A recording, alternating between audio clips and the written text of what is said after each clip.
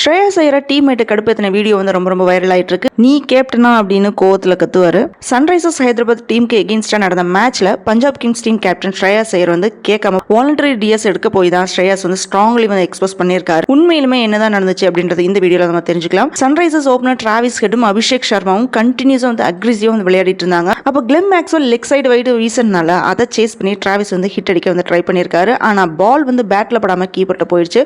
So இமிடியேட்டா Maxwell வந்து appeal பண்ணதுனால தான் அம்பையர் வந்து நாக் அவுட் அப்படின்னு டிக்ளேர் பண்ணிட்டாரு.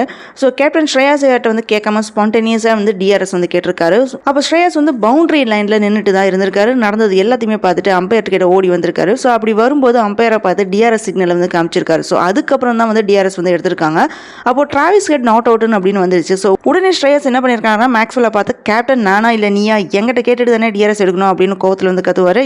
இதனால மேக்ஸ்வெல் வந்து ரொம்ப கோவப்பட்டாரு. பட் கோவத்தை வந்து கேப்டன் காமிக்க முடியாதனால என்ன பண்ணாருன்னா டிராவிஸ் ஹெட்டை வந்து வம்புக்கு இழுத்திருக்காரு. அப்போ டிராவிஸ் வந்து பவுலருக்கு வந்து ஸ்ட்ரெயிட்டா வந்து பாலை வந்து ஹிட் பண்ணதுக்கு அப்புறம் அந்த பாலை எடுத்து வேகமா டிராவிஸை பார்த்து எரிஞ்சிருக்காரு.